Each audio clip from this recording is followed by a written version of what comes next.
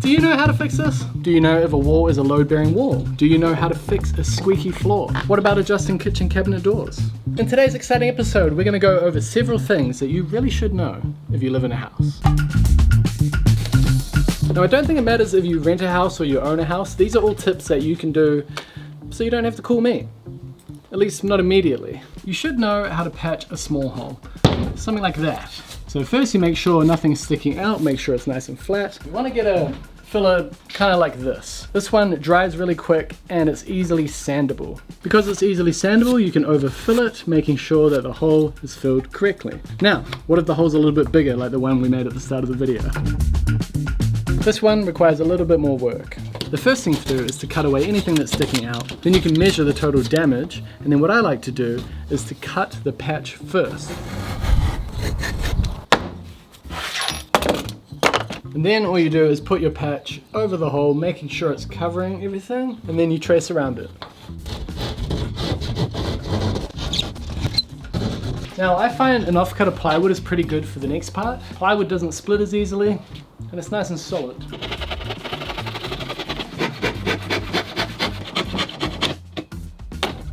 And then you pop a little screw here in the center of your plywood, but before you put it in behind the hole, make a little mark, feed this in behind. And now I've centered that screw, and I know that I can't go beyond those marks. Put a couple of screws in. And pop this in. Wow. So this is really for holes that are bigger than, say, 20 mils. In order to make sure that that crack doesn't show up later, plaster, and then put some tape over that plaster, and then plaster again until it looks right. I got a plasterer in just to do that. He's working on the house as well.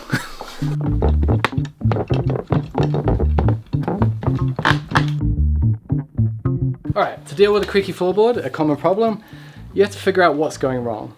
So first, check the nails. Are they squeaking? Can you see the timber moving up and down on the nail? The nail might just need to be punched in more. If that doesn't solve the problem, it might just need more nails. Drive some more nails in, make sure they're punched in as well. And if that still doesn't solve the problem, here is a more dramatic solution. So imagine these are your floor joists, and your floorboards are going to go across these floor joists. So typical floorboards will have tongue and groove joins that join all the boards together, and then you nail to the joists. So what will often happen is the tongue and groove joint here in the middle will split, and then those boards are out on their own, moving, going up and down, not supported by a joist, and that leads to squeaking. So here's what I do. I cut a piece of plywood, I add a whole bunch of glue to it, and then from underneath I'll push the plywood up, making sure it contacts all the floorboards where the squeaks are happening. And then once I'm happy that that's adhered, I get a couple of strips of timber, nail it to each joist, or screw it, keeping that plywood in place. So as long as you use a nice flexible adhesive so the floorboards can move with the seasons, that should solve the squeaking problem. And if your floorboards are really damaged and you plan to replace them, you can probably do this trick from above, like I did in this video. This one should have been number one. Turn off power, turn off water. You need to know how to do that. This doesn't matter whether you own the house or whether you live in it. You never know when you have a water or electrical emergency. Just knowing where the stuff is going to help you. You don't want to have to figure it out in an emergency. More than likely you'll have a water main out on the street that is clearly signified, water. Get something that can pop up the lid, and there'll be a giant valve in there that you just turn off. And if you're not sure, get somebody else inside to run a tap and watch it as you turn it off, and they can yell out and let you know that it worked. Now power is probably going to be a meter board like this, either on the inside or the outside of the house. If it's modern, it's going to have a whole bunch of these. These RCDs gives you the flexibility to turn things off selectively. You can just turn the bathroom off if that's what you're working on. And that's how electricians work. But if you're not sure, if you don't know where all the electrical cables go, sometimes it's better to just turn everything off. So that's what I do. And that way I know that if there's any loose electrical cable that happens to be live somewhere in the house that no one knows about, I'm not going to get electrocuted by it. And then when you're done,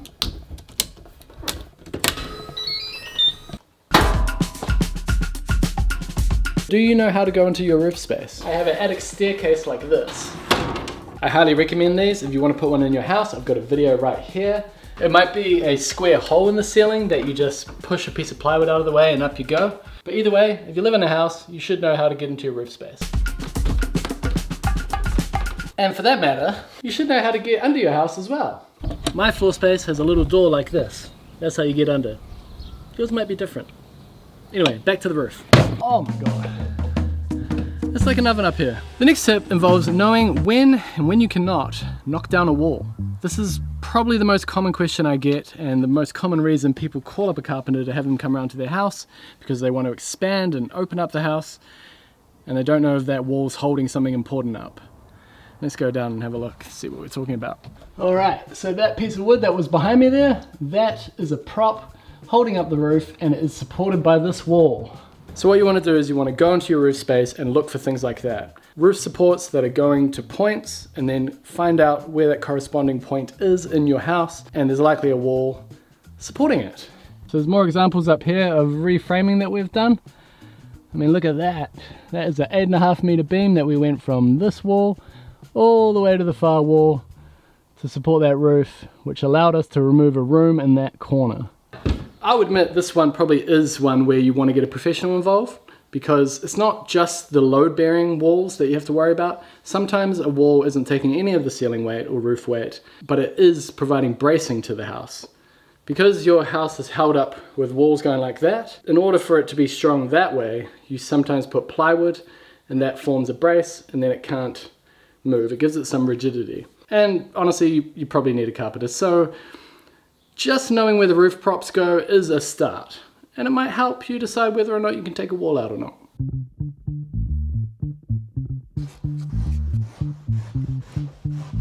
Now, insulation is more for homeowners. They're the ones responsible for this. But if you live in a house and it feels a little bit drafty, do what we did when we were renting an apartment in Auckland. We went up into the ceiling and had a look. Now what you're looking for up there is you're looking for solid insulation. You can look at insulation like this and it looks a bit ratty, not so good. But then you look at stuff like this, much better. And the other problem here is you can see the framing. That is like a thermal bridge. All this heat that's up here can transfer through the timber and get into your house. So you need a blanket to go across the top, like this.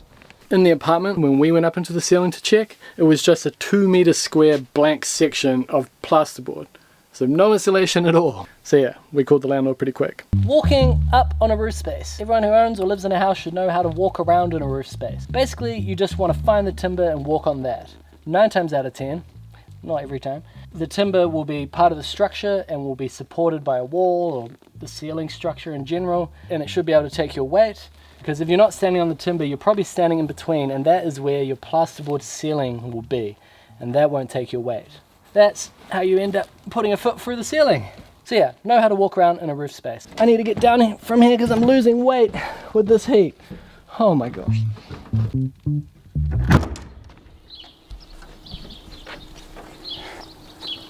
The next tip involves the roof. How to walk on top of your roof. This is similar to the ceiling space. You want to walk where there's timber, and you can tell where there's timber on a roof by following the fixings. So I've got a nail line here that tells me there's a timber there, and then the next nail line is here, and as long as you keep to them, you're good. So that's how you walk on top of your roof, and this is how you stay on top of your website. And today's sponsor will be very helpful in that regard. Squarespace. It's an all-in-one platform where you can build your online presence and run your business. Maybe you've been meaning to update your website, or maybe you know it's a good idea to have one, you just haven't got around to doing it and you find it too difficult. Well, Squarespace will take all the difficulty out of it. They have thousands of templates to choose from, so you can choose a style that will suit your business. They have e-commerce built in, so you can sell products from your Squarespace website. You don't have to set anything up yourself. And they even have all the major payment services built in.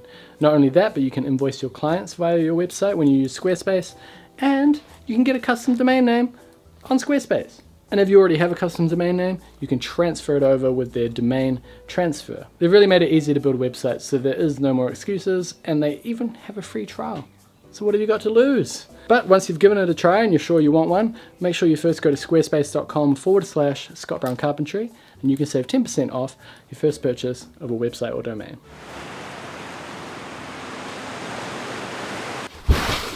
Kitchen doors. Sometimes you need to adjust cabinetry doors because they're not closing properly.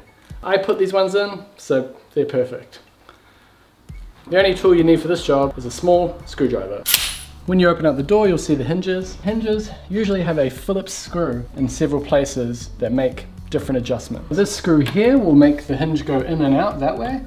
And in my case, I've got a screw here that allows the base plate of the hinge to go up and down. That way you can get the height of your door just right. And certainly for modern kitchens, the same is true for the drawer fronts as well. If your drawer fronts are hitting one another, find small screws on the inside, play with it.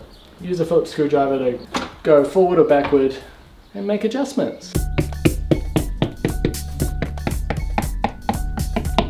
This is one way of finding a stud. Now you might want to find the stud because you want to hang a heavy picture or something like that. Plasterboard isn't really strong enough, so you want to find the timber that's behind the plasterboard.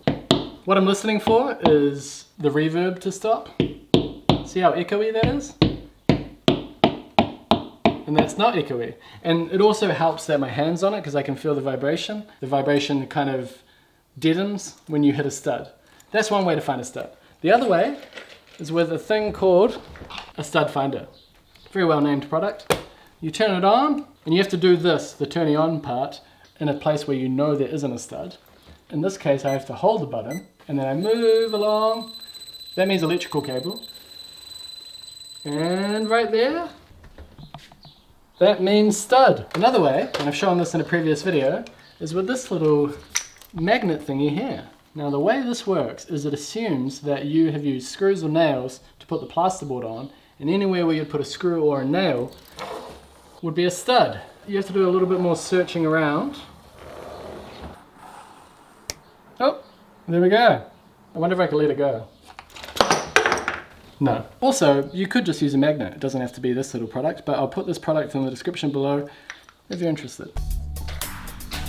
Speaking of studs, the next tip is from my friend Glenn, who isn't a builder at all. He's not a professional tradesperson in any respect. He's actually a school teacher. He has a great tip. Draw a map. If you're pulling a wall apart and you know that you're going to cover it up again, maybe you're doing a bathroom or something like that, draw all the components of that wall. Any hidden components that you're going to forget later. So is that so in the future if you want to hang a picture or something, you know, with the studs? Yeah, or if you had to make repairs. Sometimes we show wiring, where the plumbing goes, or we rely on photos. It's just part of working with old houses. The way I like to do it is I get Jess to film me, measuring the wall and talking to the camera, talking to my future self basically, telling my future self where all those components are. There we go, future Scott. I hope that helps. How to repair a drafty window. Oh, I need that. It depends on whether you own the house or whether you rent the house, or whether you want to spend money or whether you don't, how you solve this problem. This is what I did. I did the fancy pants way. I was rebuilding this window, so I cut a slot into here, and that allowed me to put in this seal here. This has got like a rigid spline, I guess, on one side, and then a compressible vinyl coated foam on the other side. And you put the rigid part in, and then the vinyl coated foam is firmly in place here. And when the window comes down, it closes against it, stops the draft. Now this is the AQ21 seal. This is expensive, and going through all that trouble there is expensive as well. Especially if you're renting a place, you don't want to go through that trouble. One thing you could do is get the foam seals that look like this but have adhesive backs. You kind of get the same thing. You get the foam in between the window and the window frame, stopping that draft. And you do it for cheaper. The reason it's not as good is because the adhesive doesn't really stick that well. One way you can help with that is to just sand this reveal edge, sand the paint to rough it up a little bit. That adhesion should be improved. Either way, you'll seal the window and lose the draft. And finally, if you live in a house, I think you should own a drill. And perhaps some of these tools as well, but I think we'll need a bit more detail to figure out which ones. There are several tools here. You've got a circular saw, which is a big expense, a blower, which might not be necessary but can solve a lot of problems. You've got an impact driver, which is like an extra grunty drill. Then you've got a regular drill, and I'm not saying you need to get a Makita 40 volt. There are other options, which I'll show you in 1 second. You've got a level, because that comes in handy a lot. You've got the glue gun, clamps, because they're like an extra pair of hands. Some sort of stud finder, hearing protection, and obviously other protective gear. And a handsaw. Doesn't have to be Japanese. That's just what I like. If you're only going to get one drill, this may be a good option for DIY. Doesn't have to be Milwaukee, just this is the one that I happen to have. The special thing about it isn't the handle, which is an interesting thing. This is the interesting thing. that is detachable. So that is a chuck which will hold your drill bits for like drilling pilot holes. And then it comes with one of these for holding your regular drill bits, like your square drives, your Phillips, your flatheads, and that just clicks on. But it also comes with this, a right angle. You can get into tight spaces without having to get a right angle drill bit because it just comes with the kit. But then my personal favorite, this. This is great for getting up next to things. Sometimes when you're drilling close to like a cabinet wall and you can't quite get it lined up properly, this offset drill bit will get you closer to that surface and keep your drill straight. Very handy. So this is the Milwaukee version, but Festool make one, Bosch make one, I'm sure a few other brands make one. A multi-kit drill is a great thing for someone who lives in a house and just needs to do little things here and there. You do sacrifice power. It doesn't put in big screws very well at all. But for putting in door locks and changing hinges and patching holes, this is plenty strong enough. Anyway, that's just a sort of rough intro into the DIY tools. It really is an elaborate, big topic to cover.